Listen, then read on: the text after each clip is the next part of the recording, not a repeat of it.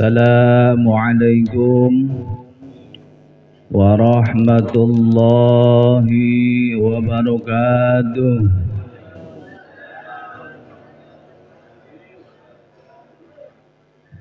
Bismillah, alhamdulillah, la hawla wa la quwwata illa billah.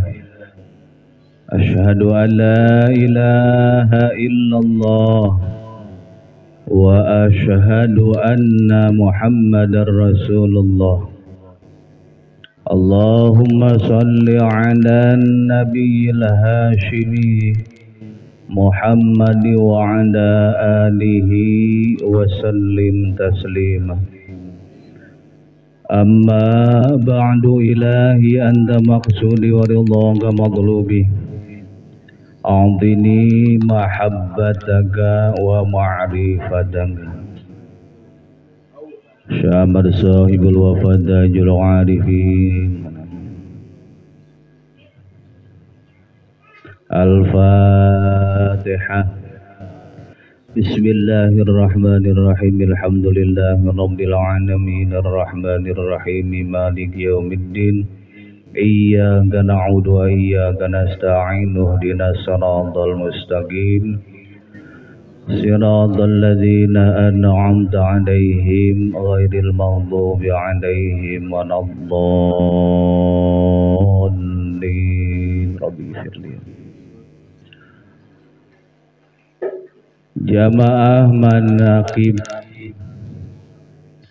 Ikhwan Thariqah Qadiriyah wan Naqsyabandiyah Pondok Pesantren Suryalaya Anal Kiram, wabil khusus para pengurus Majelis Zikir Abahku 37 yang mana pada pagi menjelang siang ini ketua majelisnya tidak hadir, Bapak Engkus Khairuddin. Beliau ada halangan dan beliau menitipkan salam untuk jamaah pada hari ini. Dan tak lupa yang saya muliakan para pengurus LDTKN Tangerang Raya.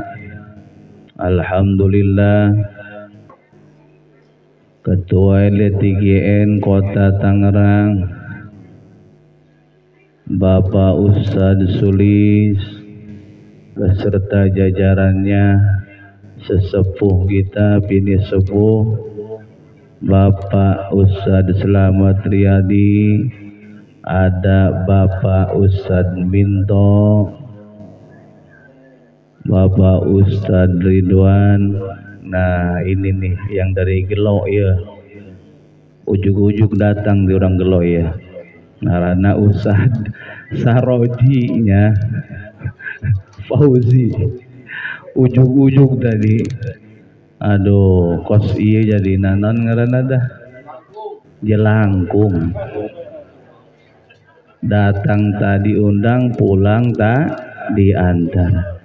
Tapi mudah-mudahan dengan adanya wasilah barokah manakib Sohibul Manakib Syekh Abdul Qadir Jailani, kita mendapatkan keberkahannya dan mudah-mudahan apa-apa yang kita hajatkan dikabulkan oleh Allah Subhanahu wa ta'ala. Dan mudah-mudahan keluarga kita dijadikan keluarga yang sakinah, mawaddah, warahmah. Dan mudah-mudahan anak cucu kita dijadikan anak cucu yang soleh dan solehah, yang bermanfaat untuk agama, bangsa maupun negara. Dan tak lupa keluarga besar dari Bani Haji Sulaiman yang selalu eksis mendukung dari belakang. Tadi ada Hajah Faujah, bibi saya, ada Hajah Maisarah, ada Hajah Susi juga ada. Alhamdulillah beliau selalu senantiasa hadir mendorong kami, mendorong majlis zikir manakib dan riyadhah Abahku 37. Saya haturkan banyak-banyak ribuan terima kasih kepada para donatur yang selalu setiap bulan menginfakkan sebagian dari hartanya untuk berjalannya acara tiap bulan, plus alhamdulillah sudah hampir 4 tahun tidak terasa santunan yatim. Nabi Muhammad sallallahu alaihi wasallam, beliau menitik beratkan salah satunya kepada anak yatim. Kenapa bisa seperti itu? Ternyata beliau menjalaninya, beliau merasakannya, betapa beratnya nasib seorang yatim, betapa sedihnya nasib seorang anak yatim. Nah, di sini Allah jelas-jelas di dalam Quran, ara'aital ladzi yukadzibu biddin, katanya, tuh lihat apa yang disebut para pendusta agama. Ngeri di sini. Ngerinya apa? Ternyata ibadah-ibadah mahdoh kita kalau tidak bisa memberikan manfaat untuk orang lain, khususnya yatim di sini, itulah yang disebut namanya para pendusta agama. Dan ancamannya apa? Neraka wel. Anda sibuk ibadah mahdoh tiap malam, bangun zikir ribuan kali, sholat malam ratusan kali, tapi Anda tidak pernah peduli dengan sekitar Anda. Itulah yang termasuk, kata Allah, para pendusta agama. Ngeri kan? Kenapa ngeri seperti itu? Ternyata kekasih Allah yang bernama Kanjeng Nabi Muhammad sallallahu alaihi wasallam merasakan sekali pedihnya begitu beliau lahir ke dunia, bapaknya sudah tidak ada. Umur 6 tahun belum mengerti apa-apa, dan itu pun kebiasaan adat istiadat orang Arab pada waktu itu, suka menitipkan anaknya diasuh oleh orang lain. Siapa yang ngasuhnya namanya? Halimatu Bu. Ya, kudu apal ya, kudu hafal, kudu faham. Maka lamun cina orang tak kenal maka tak cinta. Kumaha orang dek cinta ka Kanjeng Nabi, sejarah riwayat nagetinya ho. Maka aku orang tiap bulan tiap tahun terus menerus diperingati maulidnya. Tujuannya apa? Untuk menitipkan anak cucu kita ke depannya bahwa ada yang namanya Muhammad, seorang nabi dan seorang rasul. Kenapa bisa seperti itu? Perkembangannya sekarang lihat, geus haliu bae jeung HP. Di situ wau doang jeung nu ngaranna Muhammad. Khawatir kan? Soalnya geus tingkatnya luar biasa kacau nakuari ya. Kalau bukan kita sebagai orang tua, siapa lagi? Karena pendidikan yang utama adalah bukan sekolah, tapi lingkungan rumah kita dulu. Ya, di dalam rumah dulu. Yang jelas mendidik itu ibu dan bapaknya dulu. Di sini sambil memperingati maulidnya Kanjeng Nabi Muhammad sallallahu alaihi wasallam. Maulid sendiri bisa masuk dalam kategori zorob makan dan zorob zaman. Lamun cak ilmu tasrif mah ya, mengajar ngaji saeutiknya Jadi ada hadis man allama maulidi, barang siapa yang mengagungkan maulidku, ya bisa zorot makan, bisa zorot zaman. Namun zorot zaman berarti waktuna lahir kanjeng Nabi. Kalau zorot makan berarti tempatna lahir kanjeng Nabi. Kanjeng Nabi lahir di mana? Di kota Mekah Al-Mukarramah. Itu mah sudah jelas.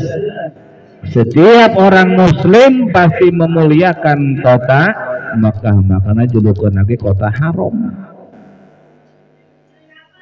Ya.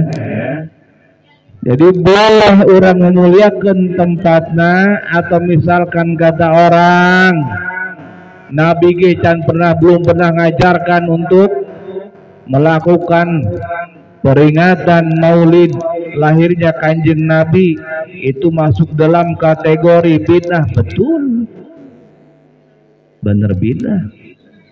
Nabi jangan pernah merayakan. Dalilnya kullu bid'atin dhalalah fahuwa dhalal finnar. Tiap-tiap sesuatu anu baru yang bukan kanjeng Nabi yang mengeluarkannya, yang memerintahkannya, itu sesat. Itu hadis andalan itu. Dan setiap yang sesat adanya di dalam neraka. Jadi kita lanjutkan, barang siapa yang mengagungkan maulidku, aku akan memberikan syafaat ila yaumil akhir. Aku akan memberi syafaat di hari terakhir, di hari akhirat. Bisa kadinya ya syafi'an ila yaumil akhir, atau bisa juga ma'i ila fi jannati, besertaku di fil jannati, di dalam surgaku. Itu hadis.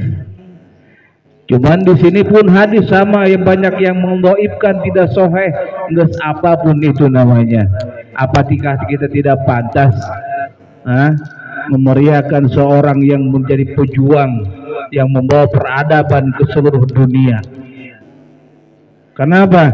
Karena banyak orang-orang non-muslim yang benar-benar meyakini Quran itu tidak ada salahnya. Benar semua. Orang-orang ahli sastra mengatakan Quran itu 100% luar biasa.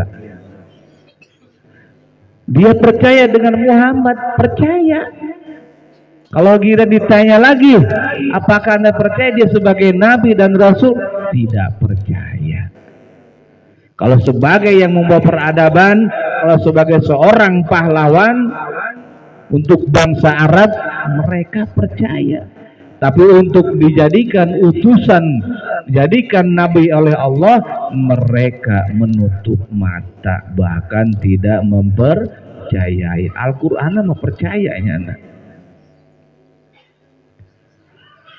Nah, disitulah hadis Nabi tentang masalah mengagungkan maulidku, kata kanjeng Nabi. Makanya seluruh umat Islam, tidak seluruh sih, orang-orang yang berpaham ahlu sunnah wal jamaah saja yang merayakan maulid kanjeng Nabi Muhammad sallallahu alaihi wasallam.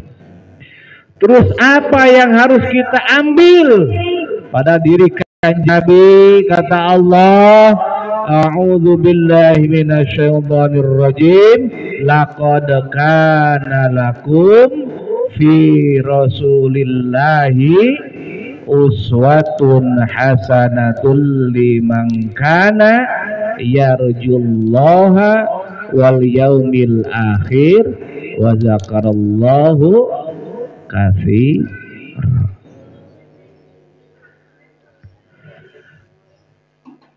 Laqad kana lamnya lam taukid, qadnya qad tahqiq, penegasan yang luar biasa, contoh buat diri kita.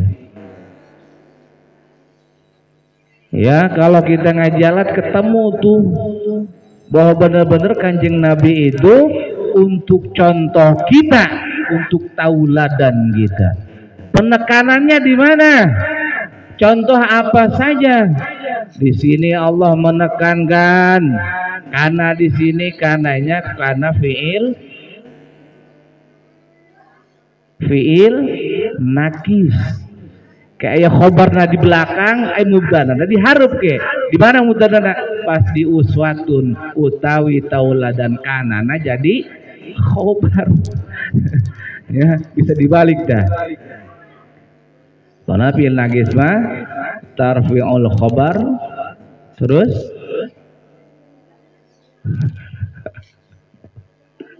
saat sok ngaji alat ya coba ya supaya benang ya. Kalau mau pakai alat tuh benang ya.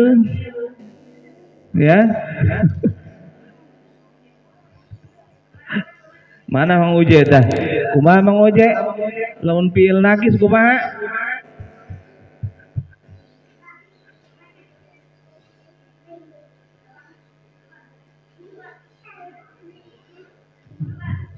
Wa tarfa'ul khobar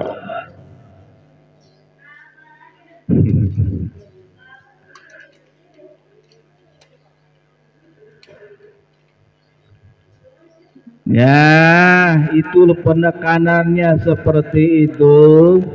Ternyata fi Rasulillah.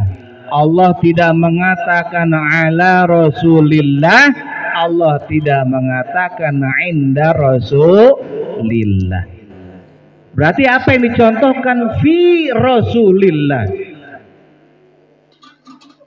Ya, fi Rasulillah, jar majrur fi huruf harfun jarun. Rasulillah majrur karena diperintah jar sama dengan huruf fi. Itu huruf jar ya. Kita ada ngaji saeutik padahal mah lamun cenah ngaji beunang ge resep tah sebenarnya ngaji kos gitu. Nah, di sini kenapa fi Rasulillah berarti di dalam diri Kanjeng Nabi, bukan secara zahir badannya, gaya luarnya bukan. Kalau inda Rasulillah berarti kita lebih menitik beratkan melihat contoh anak-anak dan istri-istrinya. Kalau ala Rasulillah berarti kita lebih condong mencontoh cara-cara Kanjeng sebagai seorang Rasul dan sebagai seorang Nabi. Jadi penekanan fi Rasulillah ada di dalam Kanjeng Nabi. Uswatun utawi tauladan, suri tauladan, hasana kang baik, yang baik.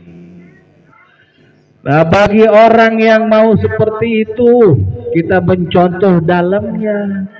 Kalau kita contoh luarnya gampang. Nabi make baju gamis. Gampang apa susah tuh? Gampang, tinggal ambil uang 100.000 200.000, beli ke pasar, beli orang baju gamis. Jadilah gaya-gaya ala-ala Arab kan. Hayang make udang-udang, tinggal beli sorbana. Kanjeng Nabi make udang-udangna 3 kali ngiket, 1 2 3, ujungnya di sebelah kanan kecil.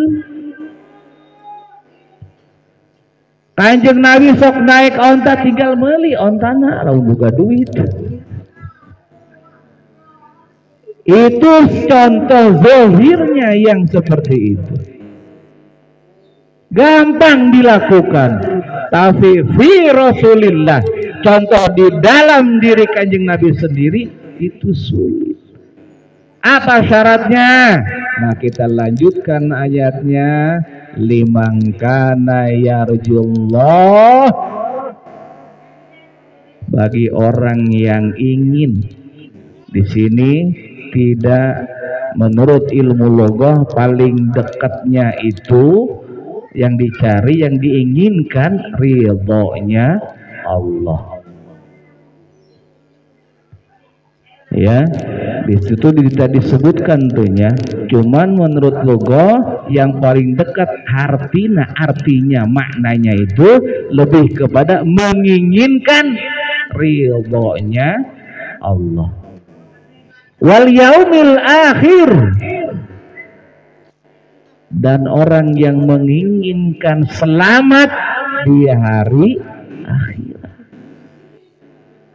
Wa dzakarallahu katsira, dan orang-orang yang selalu senantiasa ya berzikir kepada Allah. Katsira di sini bukan dihitung banyak,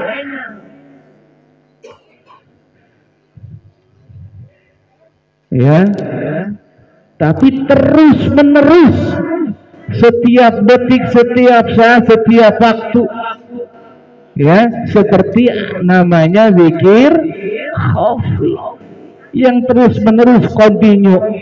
Lupa, ingatkan, putus, sambungkan itu. Ternyata untuk meraih, untuk mendapatkan contoh di dalam diri Kanjeng Nabi, syaratnya itu 3. Harus kita penuhi dulu syaratnya.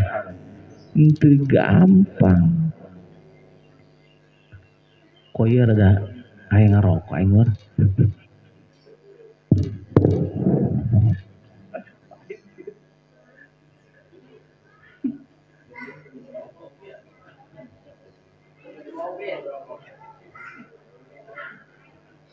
Nah, kita kalau ngopi mah.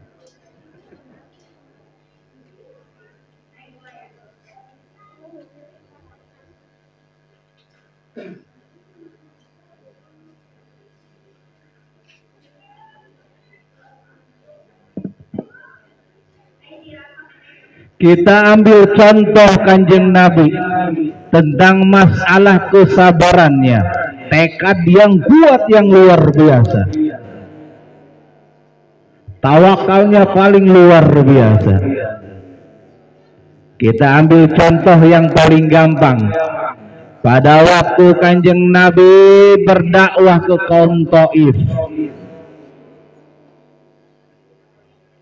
pada waktu di Taif, Kanjeng Nabi bukannya mendapatkan sambutan, tapi mendapatkan sambitan.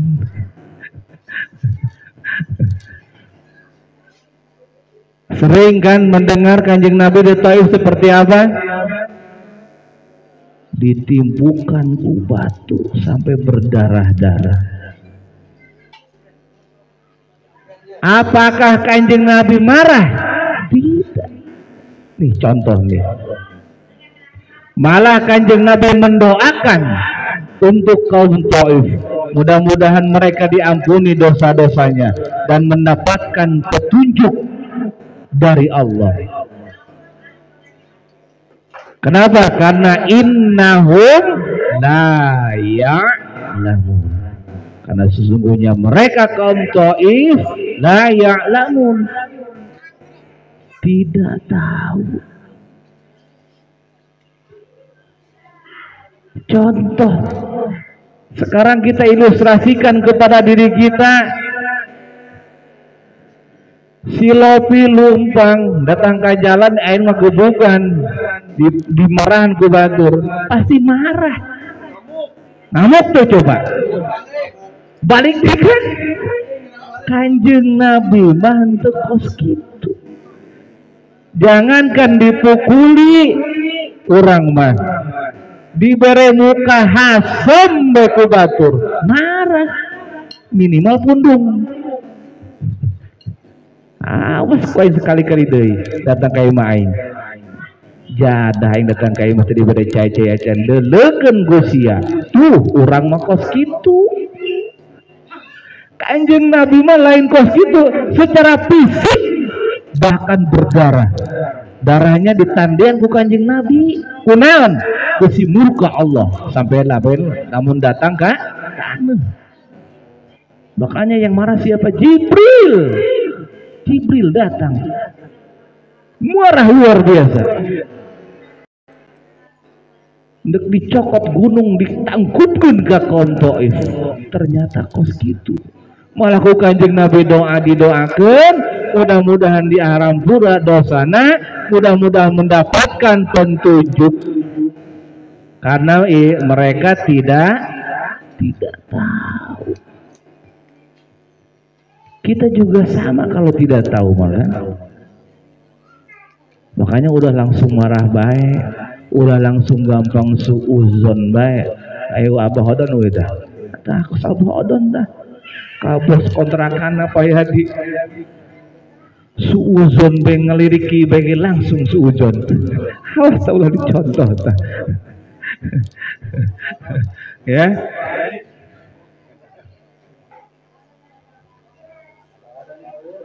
Contoh seperti itu coba.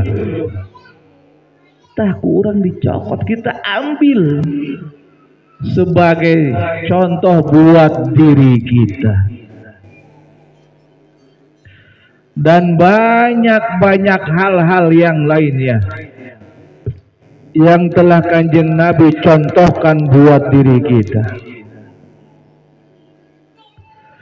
Nah, untuk menjadikan kita seperti itu, bagaimana caranya? Liman kana yarjullah, ya, bagi seseorang yang menginginkan ridhonya Allah. Dalam bahasa Indonesia ridho teh naon? Dalam bahasa Indonesia ridho itu apa coba? Ya? Tolong Ibu sebutkan ridho tenan beda.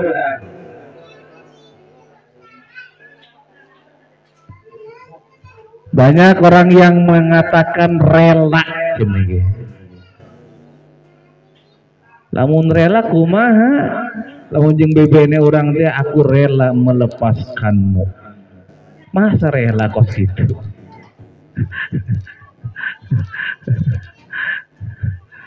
Ya, jadi memang banyak bahasa yang tidak bisa diaplikasikan, tidak bisa diterjemahkan ke dalam bahasa Indonesia. Contoh, tajalli. Bahasa tajalli kalau dipakai bahasa Indonesia kan sulit, rancu bahasa jadinya. Karena bahasa kita jalina Allah di dalam diri orang, tajalina Allah di gunung-gunung, rancu. Kalau ngebahas masalah tajalli, itu di sini sering ngaji hikam, ngeus bahasana tajalikeun bae. Ulah geus pake kuku kumaha deui. Sulit untuk mencari bahasa untuk di bahasa Indonesia kan sulit. Kenapa? Karena bahasa Indonesia paling saeutik kosakatana. Ya, kosakata bahasa Indonesia itu paling saeutik.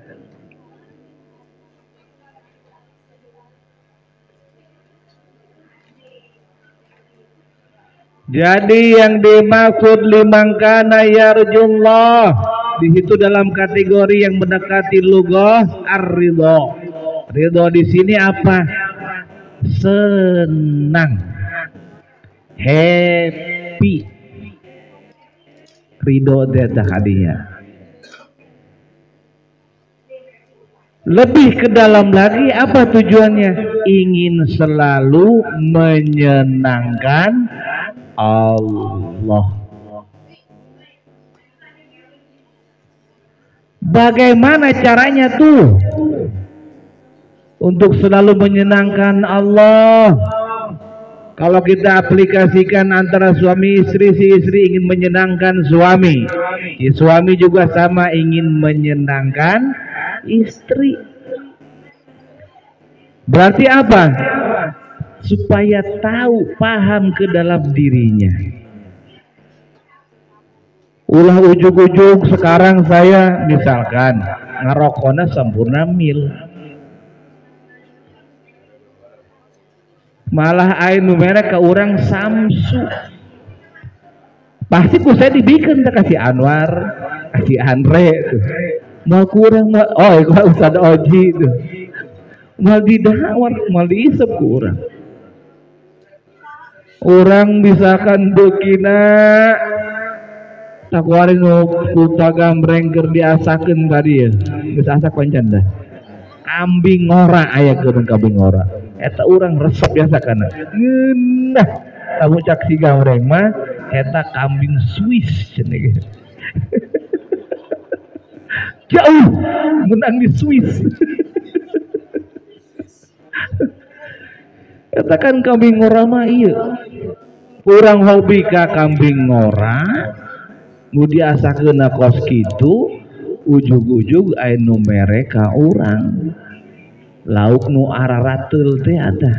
Misalkan lauk tongkol, urang teu hobi.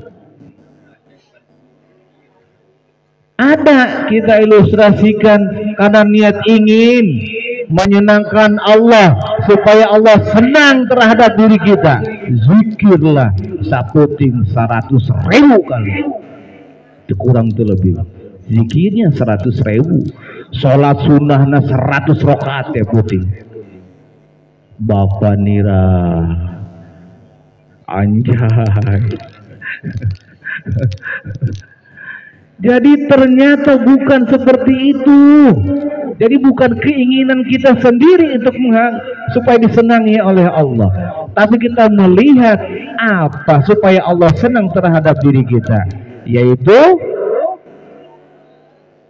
kita mencurahkan seluruh hati kita mengikuti, selalu senang apa-apa yang telah ditentukan untuk diri kita.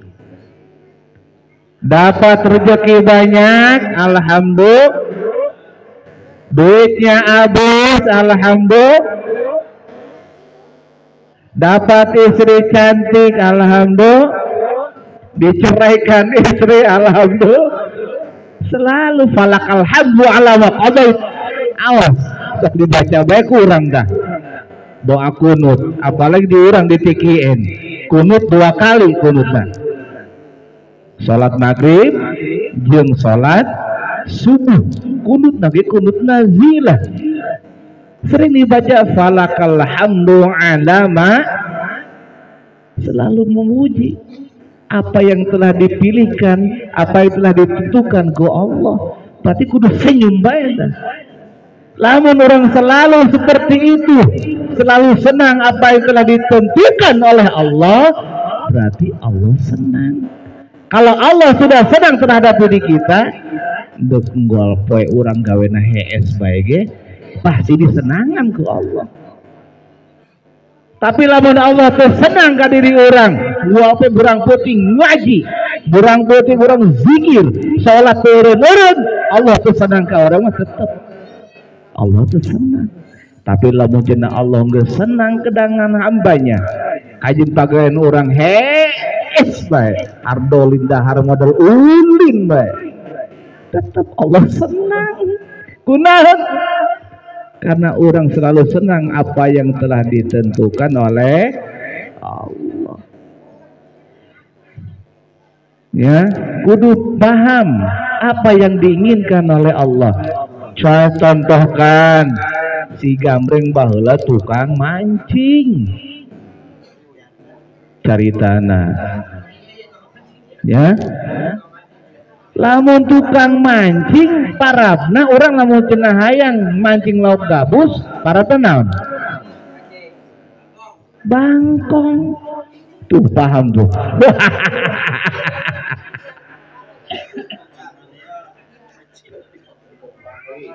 Ieu mah lain. Karena ingin kesenangan orang sorangan mancing gabus make kumacak aing geus mancing lauk emas supaya ieu hayang aing lain hayang kahayangna lauk tidak mengikuti tuh kos kitu modelna tah paham teh tah ulah hayang kahayang urang parabna tergantung nu ku urang dipancingna lamun lauk lele parabna Cing lamun lauk emas tuh kan beda-beda. Iya mah kurang lauk naon bae kurang pancingna sarua bae. Dek lauk gabus, dek lauk emas, dek lauk lele, eta be paramna. Nah, begitu juga orang ke Allah. Apa yang diinginkan oleh Allah, gimana caranya supaya Allah selalu senang kepada kita, selalu ridho kepada diri kita, yaitu ilmunya falakal hamdu alama qadai. Selalu memuji terus ke Allah, selalu senang terus apa yang ditentukan oleh Allah. Kalau ada jadi fakir miskin mangga, jadi orang kaya apalagi, boga bikang jore mangga, boga bikang gelis apalagi. Jadi selalu senang hidupnya.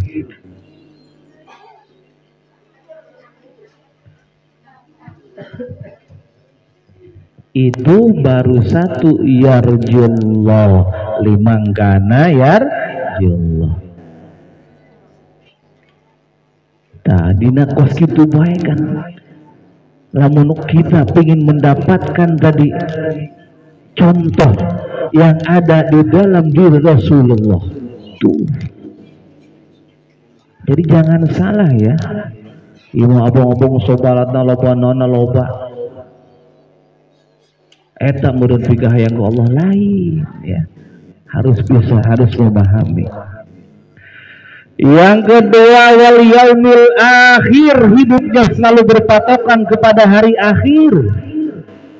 Kalau orang sudah berpatokan, bermotivasi kepada yaumil akhir, hidup lagi akan waro. Hati-hati.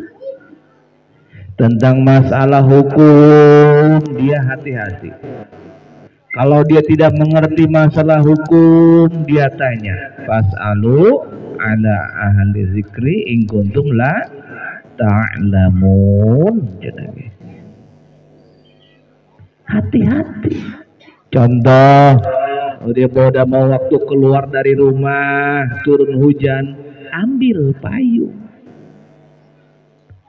Pada waktu dia keluar ke rumah di jalanan gelap, ambil senter.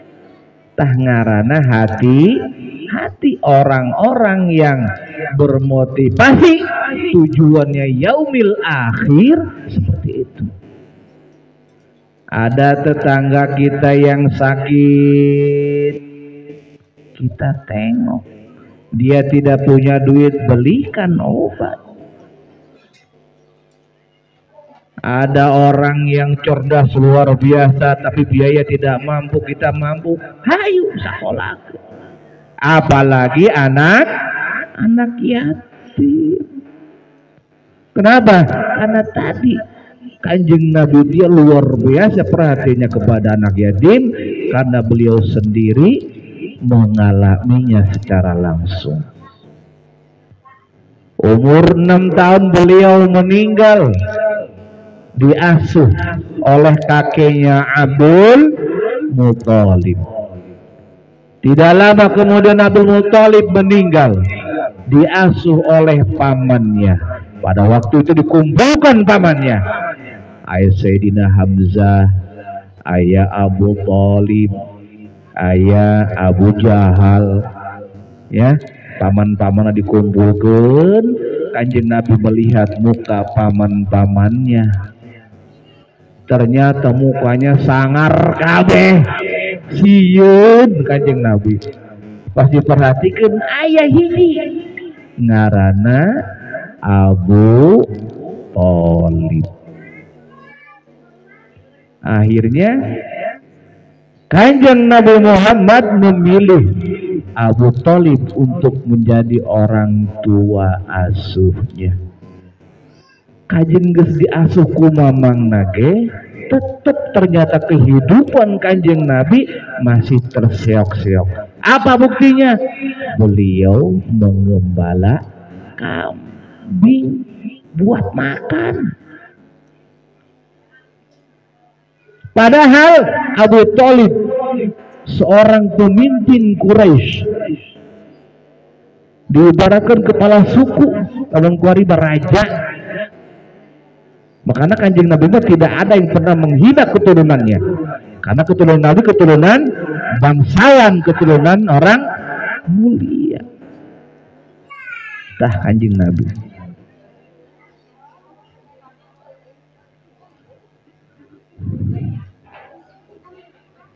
Setelah kanjeng Nabi dewasa, gundah gulana pikirannya.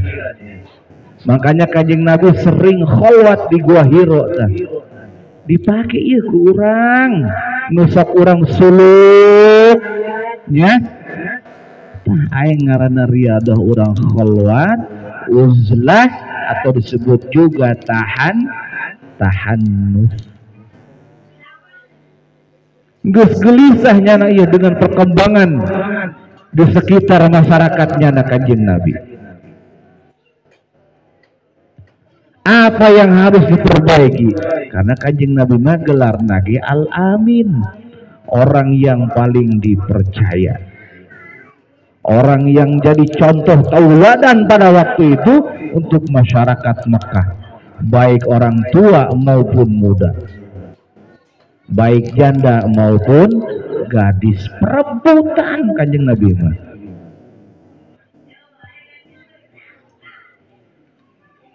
Kok teka rasanya sakit dengan awak aing waktu hampir 11:30. Padahal panjang ican hiji deui wa zakarallahu katsira encan tah.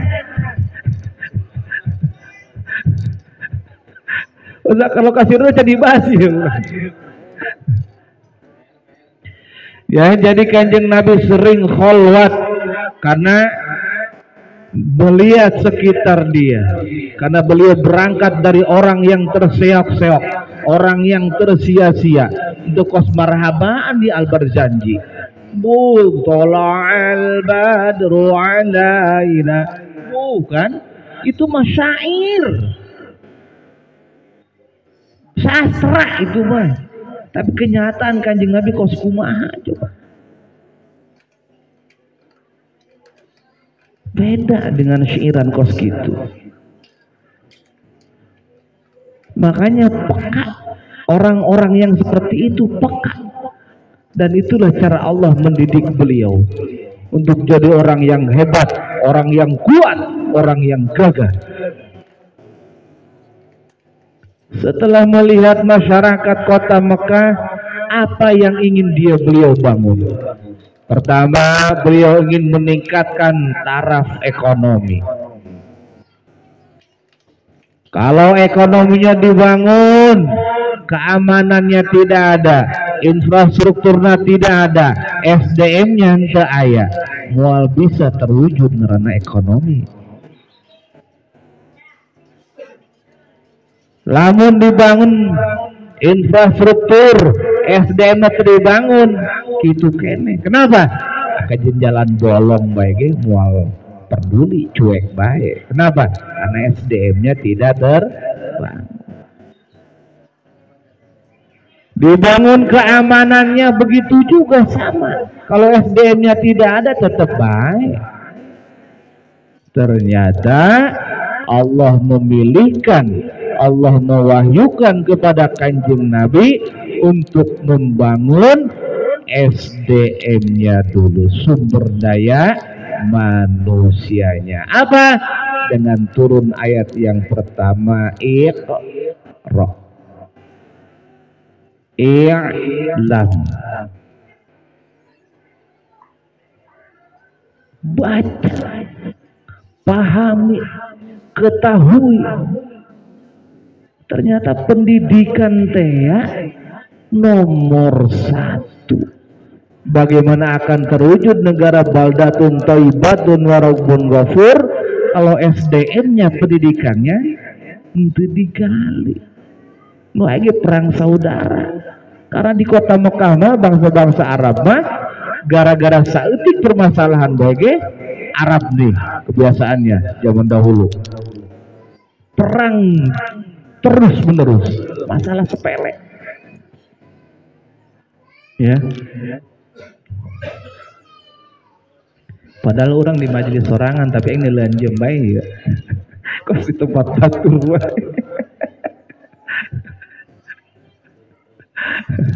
cuaca mendung dan insya Allah nanti ada santunan yatim ya.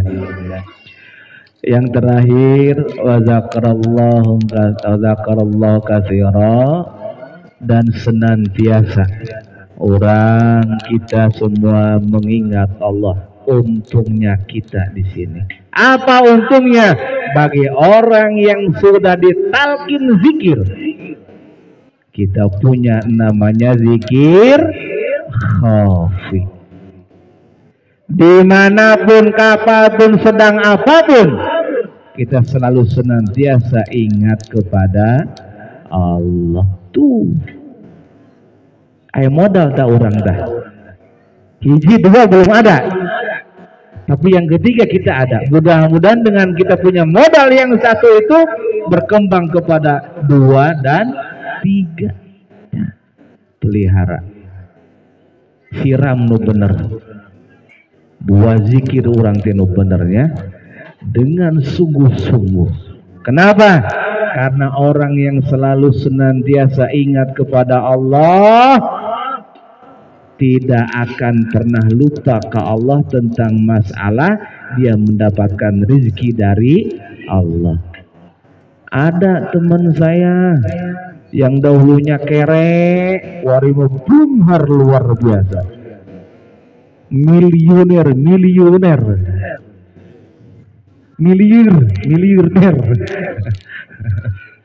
Saya tanya, dulu mah kehidupannya luar biasa, sengsaranya. Sekarang kok bisa begini? Bagaimana itu bisa seperti itu caranya? Alhamdulillah.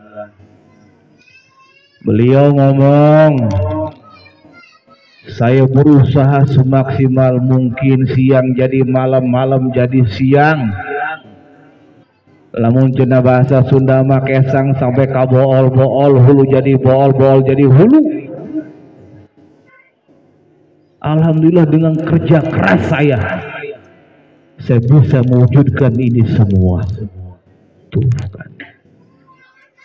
Sulit berterima kasih ke Allah. Hadza min fadli Rabbi, cukup padahal. Ini semua dari Allah. Hesek jelema.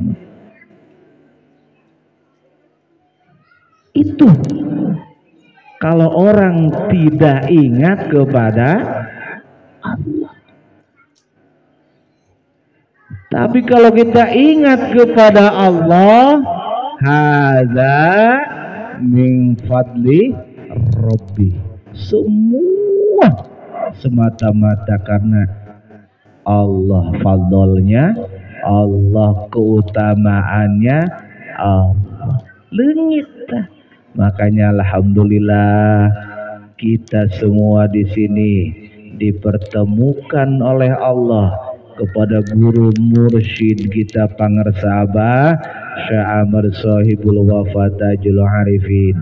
Mudah-mudahan kita diistiqomahkan oleh Allah, selalu mengingat Allah melalui wasilah barokahnya guru mursyid kita pangarsa Abah. Ya, mudah-mudahan diistiqomahkan. Saya minta keikhlasan keridoannya untuk anak teman saya, yaitu anaknya Bapak Bayu Pratama. Anaknya sedang sakit, tidak sadar ya. Mudah-mudahan dengan wasilah doa kita semua hadir di sini, dengan wasilah barokah manakibnya Tuhan Syabul Qadir, diangkat penyakitnya oleh Allah Subhanahu wa taala. Usani ruhi wa jasadi arsyil ya qurratu ain bin Bayu Pratama. Allahumma ya syafi'al amrad bil barakah kalam sya'ban surat tajul arifin. Al-Fatihah. Alhamdulillahirabbil alamin arrahmanir rahim.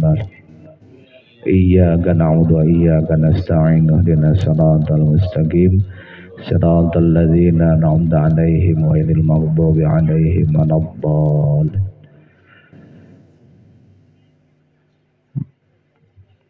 Nanti insya Allah kalau Anda ingin mendapatkan keterangan lebih banyak, lebih panjang lebar kali lebar lagi, malam Rabu di sini pengajian hikam dan pengajian Miftahus Sudur.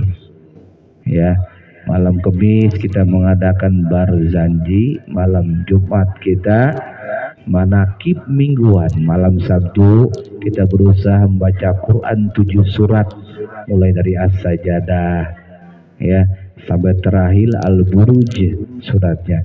Kenapa? Supaya membiasakan mulut kita membaca Al-Quran. Nanti untuk belajar seperti itunya datang ke Ustadz Ridwan ya. Tuh Ustadz Ridwan tuh ya, orang Sukabumi itu, suka di yayasan. Hubunginya nabai lamun dek belajar makharijul huruf, belajar tajwidna, aing belajar lagu ge mangga aya Ustad Oje, aya Ustad Ridwan, aya Ustad Dadang getah nya mangga. Lamun hayang memperdalam deui makhraj hurufna, tajwidna jeung lagu-laguna ya mangga. Tapi lamun jeung ngaji tafsirna di dieu ka sahaya ka Ustad Epul ya, aya Ustad Epul tah endek ngaji kitab tafsir Tobari ge, endek naon ngaranna Jalalain ge mangga ya. Jadi insyaallah kalau itu memang sebetulnya ditayangkan live, secara live juga di sini setiap malam, mulai malam Rebo sampai malam Minggu insyaallah. Mudah-mudahan ada manfaatnya bila khusus untuk saya sendiri. Hadanallahu wa iyyakum wal afa minkum. Wassalamualaikum warahmatullahi wabarakatuh. Alhamdulillah, hikmah-hikmah sudah kita laksanakan, semoga bermanfaat buat kita semua. Mari kita tutup dengan salawat Bani Hasyim 3 kali.